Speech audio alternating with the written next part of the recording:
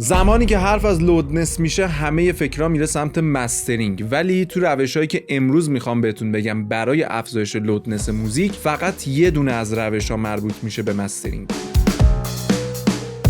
برای بچه خیلی خوش اومدید به یکی دیگه از آموزش‌های فوق‌العاده برای میکس و مسترمون. من اسمم بیژنه و توی این چنل آموزش‌های مرتبط با میکس و مستر، تنظیم، FL استودیو و هر چیزی که مربوط بشه به آهنگسازی میذارم. سعی میکنم همه چی رو توش بگم با بالاترین کیفیت. پس حتما اگر از این نوع آموزش‌ها دوست دارید کانال من رو سابسکرایب بکنید و زنگوله بغلش هم بزنید که ویدیو جدید گذاشتم بهتون اعلام بده. خب امروز میخوایم در مورد افزایش لودنس موزیک صحبت بکنیم، یعنی روش هایی که باعث میشه لودنس موزیک شما بیشتر بشه. میخوام چند تا روش کاربردی بهتون بگم که 100% جواب میده و اینکه لودنس موزیک شما کمه قطعاً به یکی از این موارد مربوطه که باعث میشه نمیتونی لودنس خوبی بگیری. هر چقدر اینجا از روی لیمیتر این گینو میبری بالاتر هیچ فرقی نمیکنه، صدات هم دیستورت میشه و خراب میشه و لودنس زیادی نمیتونی از موزیکت بگیری. خیلی وقتا LUFS بالایی داری ولی وقتی گوش میکنی میبینی که تو عمل موزیکت ولومش به اندازه اون موزیکایی که خیلی خوب میکس شدن و میکس و مسترهای خیلی خوبی دارن نمیرسه. اولین موردی که میخوام قبل از اینها بهتون بگم، یعنی پیش نیازشه که بدونید، من همیشه توی ویدیوهام گفتم مسترینگ خوب روی میکس خوب زده میشه. یعنی شما تا زمانی که میکست خوب نباشه نمیتونی مسترینگ خوبی داشته باشی و همونطور که میدونید خب میکس خوبم روی تنظیم خوب، یعنی اینا یک پکیجه. شما نمیتونی یک عالمه خرابکاری داشته باشی و آخر بیای روش یه رنگ بکشی و همه اون خرابکاری‌ها توی مسترینگ تموم بشه. پس ما اینجا میریم مشکل رو از ریشه حل میکنیم، میریم ببینیم که چرا شما نمیتونی لودنس زیادی بگیری. خب اولین مشکلی که به وجود میاد، شما موزیکتو پلی میکنی. من الان میخوام اینو بیام لیمیترمو فعال بکنم و گین بدم و لیمیت بکنم، ببینیم چی میشه.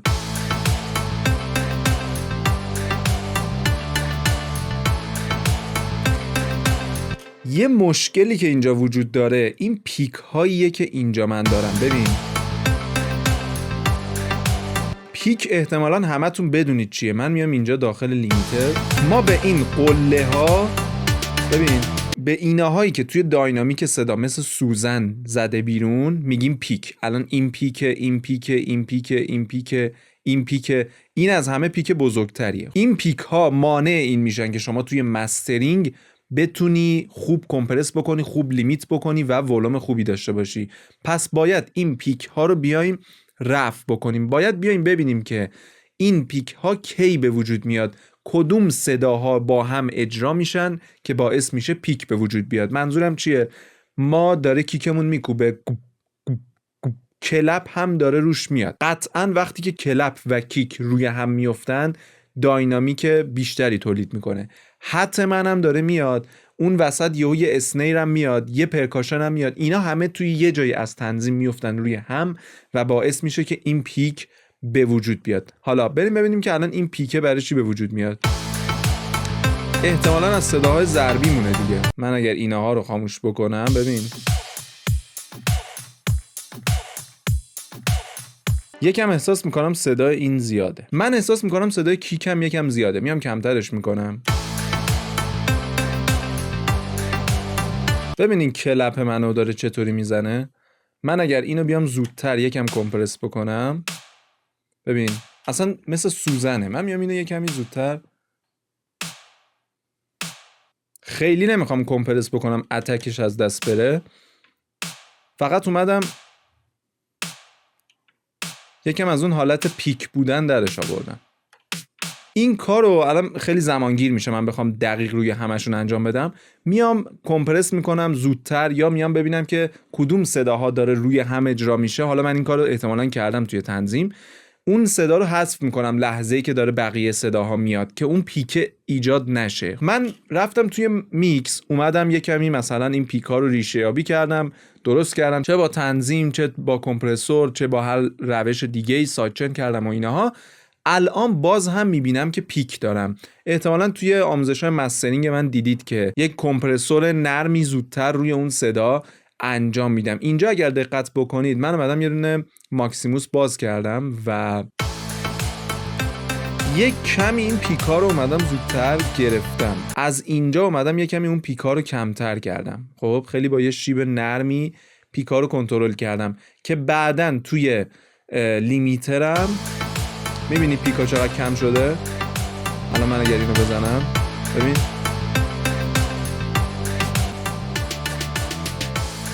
حالا اینجا میتونم بیام، هنوز میبینی اینجا جا داره که LUFS خیلی بیشتری داشته باشم، خیلی کمه این LUFS برای این سبک، ولی این پروژه میکس و مستر خیلی کاملی نشده، از عمدم اینو آوردم که یک سری اشکالات داشته باشه، روش بتونم نکات ضعفش رو بهتون بگم. مورد دوم کنترل درست بازه های فرکانسی. یعنی چی؟ یعنی اینکه شما صداهایی که دارید هر کدوم یک بازه فرکانسی رو پر بکنه، یا شاید بگیم اینکه تداخل فرکانسی وجود نداشته باشه. یعنی این میشه بخشی از همون کنترل درست بازه‌های فرکانسی. یعنی اینکه دو تا صدا نباشن که دو تاییشون بازه اصلی صداشون فرکانس‌های لومید باشه، این دوتا با هم تداخل پیدا بکنن. این باعث میشه که تداخل فرکانسی به وجود بیاد و تداخل فرکانسی باعث میشه شما نتونید گین لیمیترتون رو خیلی ببرید بالا، چون اون باز میاد محدودیت ایجاد میکنه. کلا این مورد و مورد قبلی باعث میشن که محدود بشید و نمیذارن شما خوب توی لیمیتر گین رو ببرید بالا. وقتی میبرید بالا اون پیک ها باعث میشه که صدای شما دیستورت بشه. تداخل فرکانسی هم همینطوره، هم باعث به وجود اومدن پیک میشه و همین که وقتی شما این گین رو میبرید بالا باعث میشه که دوباره صداتون دیستورت بشه. خب حالا منظور من چیه اینجا؟ ببین مثلا من الان اینجا بازه اصلی فرکانسی من این حدود میده، از اینجا شروع میشه حدود 400 هرتز تا دیگه 5000 هرتز. این تیکه بازه اصلی فرکانسی من توی این صدا. اینها که کمه، قبلش هم که زودتر اومدم کات کردم، بالاترش هم اومدم کات کردم. دیگه این صدا نمیاد تداخل بکنه با مثلا بیس من. ببین باز اینجا اومدم اونو کم کردم اون بازه رو، چون لازم نداشتم توی بیس اون بازه رو داشته باشم. اومدم اون بازه که اونجا کم بوده رو اینجا افزایش دادم. هر کدوم از این صداها داره یک بازه فرکانسی رو پر میکنه. اگر دوتاییشون توی یک بازه فرکانسی باشن شما یک بازه فرکانسی رو ندارید، خالیه و موزیکتون کم حجم صدا میده، و از یه طرف یه بازه رو زیاد دارید و باعث میشه که موزیکتون دیستورت بشه، کلا همه چی به هم میریزه. در مورد بازه‌های فرکانسی اگر اطلاعات زیادی ندارید، میخواید بهتر بشناسید که هر بازه فرکانسی چه ویژگی داره، چطوری کنترلشون بکنید و اینها، من قبلا یه دونه آموزش گذاشتم در مورد بازه‌های فرکانسی که هر بازه رو به طور جداگانه توضیح دادیم، صحبت کردیم در موردش و فهمیدیم که چه ویژگی‌هایی دارن. اونو این بالا کارتش میذارم اگه دوست دارید ببینید. مورد سوم لیر کردن صداهای. یعنی چی؟ یعنی اینکه شما صداهایی که دارید حجیم و توپر باشن. ببینید بلند بودن صدا با قوی بودن صدا خیلی فرق میکنه. شما میتونید یه دونه صدا داشته باشید ولومش رو ببرید بالا، یا اینکه 10 تا صدا داشته باشید و ولوماشون همه توی یه حد استانداردی باشه و با هم یک صدای توپر رو ساخته باشن. حالا توپر منظورمون چیه؟ شما هر صدایی که داری یه بازه فرکانسی رو داره، ولی وقتی چند تا صدا رو قاطی میکنی هر کدوم از این صداها یه بازه فرکانسی رو داره و اینها با هم ترکیب میشن یه هارمونی قشنگی رو میسازن و با هم یک صدای چاق و توپر رو میسازن. مثالش رو اگر اینجا بخوایم بزنیم، ببینید این پلاک اصلی منه، زیرش اگر دقت بکنید باز زیرش رو ببین،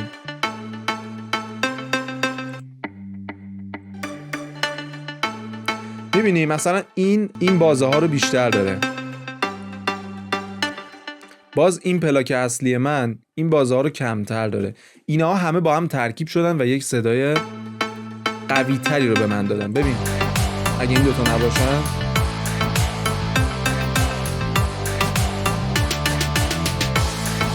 خیلی صدای چاق‌تر و بهتری دارم. باز میشه از اینم لیر بندی بهتری کرد، تعداد لیرهای بهتر. یه نکته‌ای هم که وجود داره، صداهایی هم که انتخاب میکنید خیلی مهمن. صداهایی باشن که حجم داشته باشن، توپر باشن، معلوم باشه روشون کار شده و صداهای قشنگی باشن. مورد بعدی مربوط میشه به مسترینگ شما. یعنی ما توی مستر یه کاری هستش که خیلی هم راحته ولی خیلی ها انجام نمیدن، ولی خیلی روی لودنس شما تاثیر میذاره. توی اون ویدیویی که در مورد بازه‌های فرکانسی صحبت کردیم گفتیم که فرکانس‌های لو بسیار حجم زیادی دارن. منظورمون از فرکانس‌های لو فرکانس‌های 60 هرتز به پایینه. ما وقتی کات میزنیم نمیایم 60 هرتز به پایین بزنیم چون یه مقدار خیلی زیادشو لازم داریم، ولی هممون میدونیم که گوش انسان 20 هرتز به پایین رو دیگه نمیشنوه و حتی تو بعضیات این تا 25 هرتز هم ممکنه باشه مگر سیستم خیلی حرفه‌ای داشته باشید.